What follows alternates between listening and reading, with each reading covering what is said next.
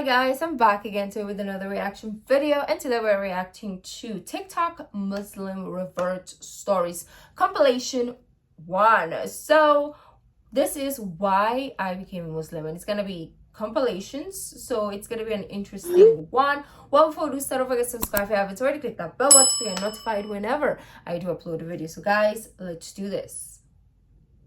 My name is Zachary West. I'm 28 years old, and I became Muslim when I was 6 years ago when I was 22. I thought when you were serving 6. in the Catholic Church, serving as an altar boy, was I think very integral. I was in church one day and they were, I don't really remember any sermons from, or they call them homilies in Catholic Church, except for one, which was the priest was talking about the first 3 commandments. He was talking about the commandment of not making idols or graven images of God. Oh, but the Catholic Church is the one that does a lot of those, right? It's like I'm always scared to enter the churches because they're just looking at you-ish in a sense. Like there is this porcelain dolls, he left, right, and center. There is baby ones, there is adult ones, there's black ones also, like this black Nazarene, which is the dark Jesus, and there's big ones as well. There's like 6 foot or 7 foot ones that are like laid in a coffin. I'm like, oh my god, what are we doing? So every time like my friends or people would say let's go, I'm like, peace out, A-Town. I'm just like, nah, I'll wait for you outside. Sometimes I do go inside. I mean, before when I especially when we go to school, because our school was Catholic, so sometimes they ask us to go to the sermons for points. Okay, you have to go to the freaking sermon to get plus points, so no choice. You want to pass a freaking class, so you go there. And our school was Catholic, so we had theology as a subject, and yeah, nah, it's creepy. I'm so sorry, Catholic. Okay, creepy churches. Beautiful on the outside, but the inside, creepy. Maybe that's why there's a lot of like horror movies that are shot in those places. Just think about it. And so I got into the car with my father while we were waiting for the girls to come out, and I said, Dad, we believe Jesus is God, right? And he said, yeah. And I said, so Dad, if that is not what we know Jesus looked like, and we believe he's God, then doesn't that make the sculpture hanging above the priest's head a graven image or a false image? And my dad said, yeah, Zach, it does. I took a comparative religions course in my sophomore year of high school. Oh, wow. Our section on Islam was delivered very well by a nice Mormon lady. Oh. I remember turning to my friend, my best friend was taking the class with me. It was an elective. Goosebumps. And I turned next to him, I leaned across the road to him, and I said, hey, Ryan, why don't we believe this? Most people, they don't really. It's because of media. Like if the media didn't taint Islam, a lot of people would revert.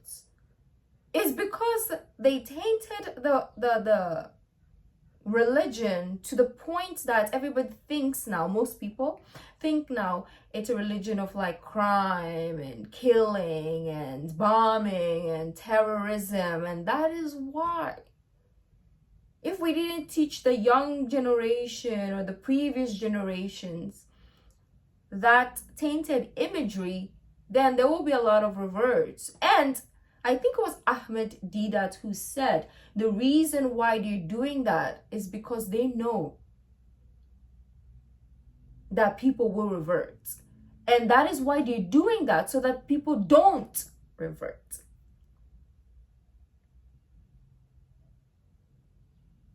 You know what? Let's go back.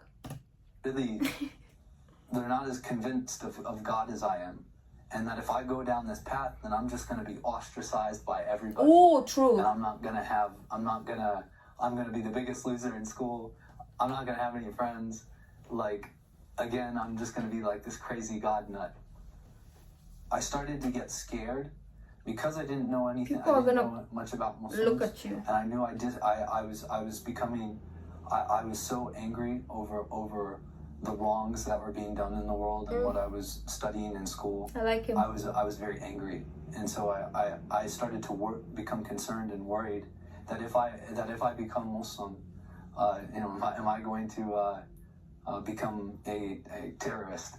Am I going to have to fight and become like one of these guys? I didn't know, I didn't know that anything about, suicide bombing or any of this stuff or any of the proofs that some of these people use. And so I didn't know, like, is that what the religion is going to demand of me?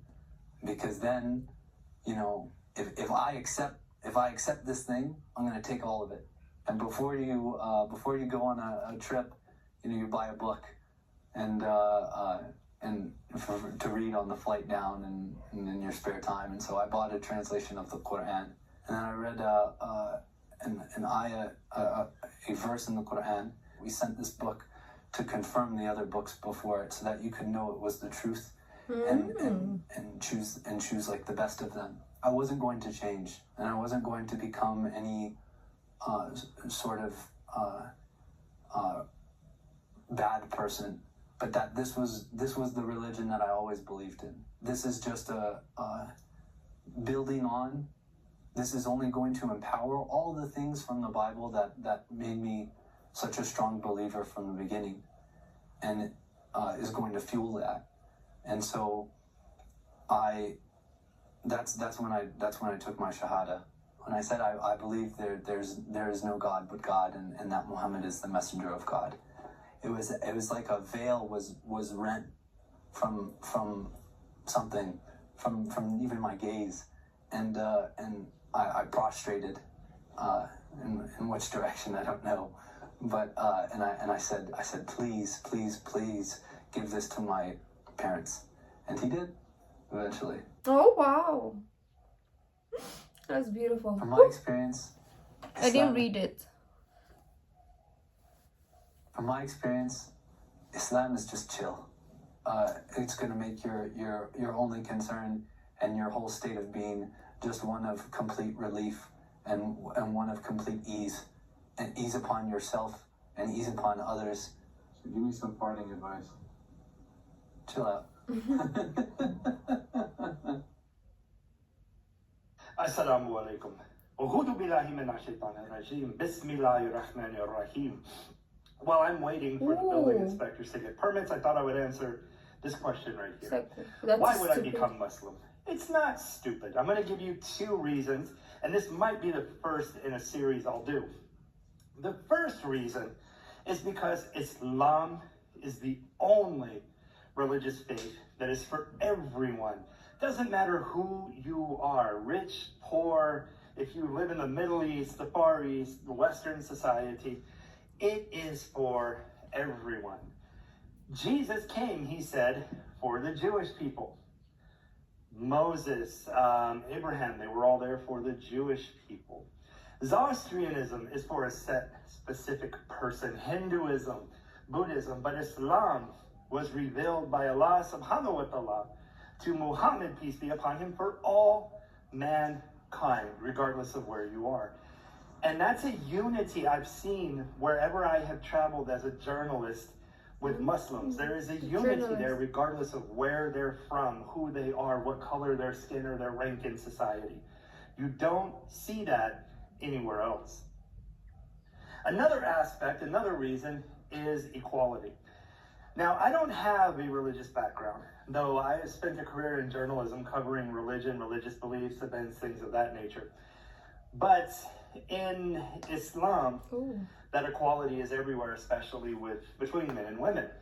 If you look at Christianity, it tells you over and over in several places that women are subject unto their husbands, to be quiet, to not speak. In Islam, there is an equality. Your wife is equal with you. In fact, in my household, my wife, whatever she earns is hers, and what I earn pays all of our bills and covers everything. I'm not taking her money from what she earns from her job, her business, nothing. That's Islam. Oh, but you're going to say, wait, they treat women badly. They don't let them out of the house. They beat them. Well, I'm going to tell you, that's cultural. That's not religious based. That's cultural. That is what I said the last time, because we associate, because okay, let's say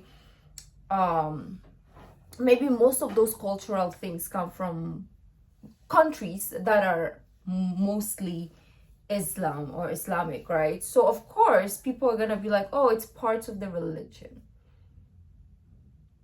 It's not part of the culture. I mean, it is part of the culture, but people will associate it's part of the religion, right? So those two things needs to be kind of like separated sometimes when pointing fingers. And I don't want to go deeper into this because we will keep talking about that over and over again, but people will still never get it, because it's basically like teaching a wall. The wall will never understand because it doesn't have a brain. So every time that I say something, I will keep repeating myself, but the same people will come to the comments and say the same thing because they are like a wall. They don't have brains. They don't understand what I'm going to say over and over again. Cultural based. That's a problem with a culture, with the way people used to be, and they're holding on to older ideas and ideals. That is not Islam. Why are people so small-brained, though? I don't get it. This might be the first in a series, and that's why I became Muslim, because of the equality, because of the unity, because of the universality of Islam. If you have any other questions, just check out on my profile. There's a Q&A section. Send me your question. I'll answer them for you. But this is why I became Muslim, and I'll be talking more about this. Until next time, wa alaikum assalam. That's the same guy. Bismillahirrahmanirrahim. Assalamu alaikum. My name is Steven. Other people call me Amin. Oh. I am a photojournalist and a reporter, and my job has taken me all around the world. And one thing I'm beginning to see is that the world is crashing around us. We're, as a people, as humanity, becoming rude, crude, socially unacceptable. We're fighting and arguing with each other. We're becoming judge and jury. We're doing so many things that we should not be doing. So going forward, I'm going to be... Because everybody thinks that they know everything. Everybody thinks they're the best, and nobody wants to kind of like lower their pride and ego and listen and understand. Everybody just wants to talk and talk nonsensical, but never keeps quiet and open your ears and hearts to actually listen. You know, that's why sometimes I'm kind of like, you know what, if God says today's the end of the days, it's okay, because like humanity is kind of pointless at this point. I don't feel like there is any salvation going to happen with this kind of like fickle-minded people. Like, if lightning strikes and it's all over, you know what, it's okay, we deserve it, because we're just so inhumane. Imagine the human race is the most inhumane creation. Like, how is that even possible? I don't understand how that's possible. We were created to be human, but we are the most inhumane of the creations. Like, look at animals. They're so, like, animals are way better than us, you know. At this point, at this rate, animals are way above us. Sorry to say. Not everyone, just a huge chunk of people. Just a huge chunk, but not everyone. There's always good. But I don't know, I don't understand. I just don't understand how people can just be so local-minded. So many things that we should not be doing. So going forward, I'm going to be sharing my faith, which is Islam. I am a Muslim. I do repeat the Shahada in Salat, you know, all the time.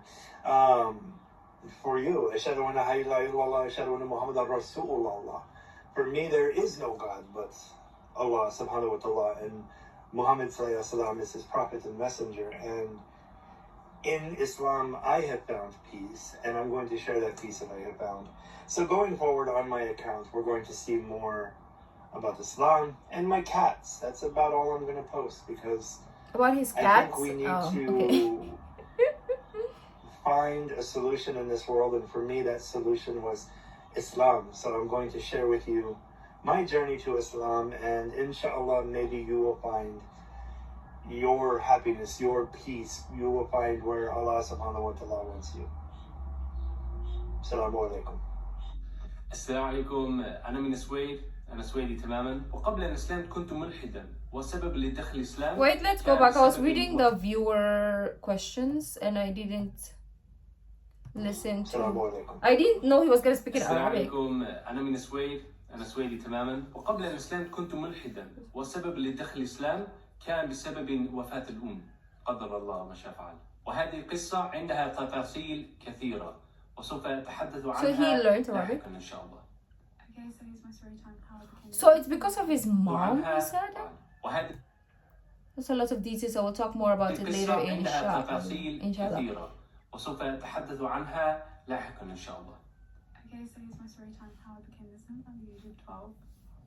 Basically, I grew up in a family where my mom was Hindu and my dad was Catholic. So I was kind of brought up just with the traditions of both religions and not really having a religion myself. Excuse my me. parents were not religious at all, and I think they kind of kept it from me because they thought it was very divisive. And I think that was mainly because my mom is brown and my dad is white, so there was a massive cultural difference. So anyway, in about 2015, I started learning about Islam because there was a lot of things going on in the world and everyone had such a negative view of Islam, and I wondered why a religion which was filled with so much hate would have so many followers. Like, it didn't make sense. So I researched into it and I was so surprised because I found loads of what Islam stands for were already my own morals, my own values. That's what a lot of people say. So because I'm mixed race, I never fully felt like I was part of one thing. But in Islam, I found that you can be from anywhere, no matter what race, gender, anything, any country you come from, you are still as much of a valid Muslim. And it's literally so diverse. It's one of the most diverse religions. So that made me feel really, really accepted. So then in April of 2016, I decided to become a Muslim. And my school found out. I tried to fast in Ramadan and they told me I couldn't. So I did it in secret. And then they told me that if I was fasting, it would mean that my parents were abusing me. What? So what school is this? I had to inform my parents. And that's where it went wrong. This is part 3. My parents basically took all my stuff. They wouldn't let me go out. I had to go straight to school and straight back. And I had to show them I was eating every single day. Oh wow. This was during Ramadan. They thought that was really restrictive and they were confused why I wanted to put myself into a religion which was restrictive when they had tried so hard to fight against religion. But obviously it's not. If they knew that, they would have understood. So anyway, I ended up just going quiet about it for the next couple of years. Then in 2018, 2 years later, I kind of got the courage to go to the mosque for the first time. And they were so supportive. They gave me a Quran, they gave me loads of Islamic books, and they really helped me a lot. But my mum found all my books, and to stop me from reading them, she decided to burn them. Oh! I then again wasn't allowed out of my house unless I was going to school and back. And I'll do another part. So this is part 4. Anyway, this ended up happening a lot with me and my mum over the couple of years.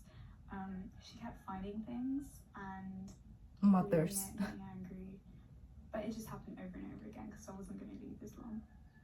So it got to the point where I just couldn't talk about it, and I do not have a good relationship with my family anymore because of it. But I am still financially kind of dependent on them, so I have to kind of just keep quiet in my house.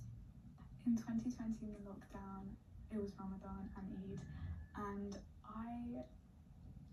I couldn't do anything. It was so hard. I had to fast in a house where no one else was fasting and people could see if I was eating or not. And that was so difficult because it's such a hard time for me because I have to be so secretive as well. I'm so sorry these are so long. I'll try and make them short. So I don't mind. Ramadan, my best friend, he's Hindu, she spent Eid with me because I was going to be all alone and we weren't allowed to see more than one person. Mm. And usually I just spent it going to Starbucks with my friends because I'm usually in school and I can't actually do anything special, so they make it really special for me. But yeah, everyone is really supportive of me, and my mom said that next year I'm going to be inshallah taking my shahada, because you can't do it without parental consent then. But I'm basically already Muslim. I've been Muslim for like 6 years. So, oh yeah, and since January I've been wearing a headscarf, but only when I go out without my family. So that's how they kind of don't know. And I'm waiting until I can move to uni so I can fully just be myself. But yeah, thank you. Wow. Very different stories, different walks of life, I would say, different experience. Of course, that's humanity. We all have our different stories in life. And I like the last one so much because despite like everything, she still tries to like fight for, you know, what her beliefs is. And that is what I like about people, especially if it is for the best of yourself or the best of everyone in the world, right? It's like if you're fighting for good reason, not evil, then I really appreciate that. So for her to do so at a very young age as well, damn, like wow, there's something here. Heart, I'm cold, so I don't want to. There's something here that is super pure about her, that is super, like, she has a heart of gold, you know, that girl. So God bless her. And this was recent. Yeah, she was talking about 2020. So yeah, and I just want to know what is she up to right now, actually. Like, I'm interested in her story. So let me know what you guys thought about this. Very interesting, different perspectives as well. We're gonna continue because there's more. This is just part one. I'm already hooked in these compilations. And yeah, if you like this video, don't forget to give this video a thumbs up, subscribe if you haven't already, and I'll see you in the next video. Bye.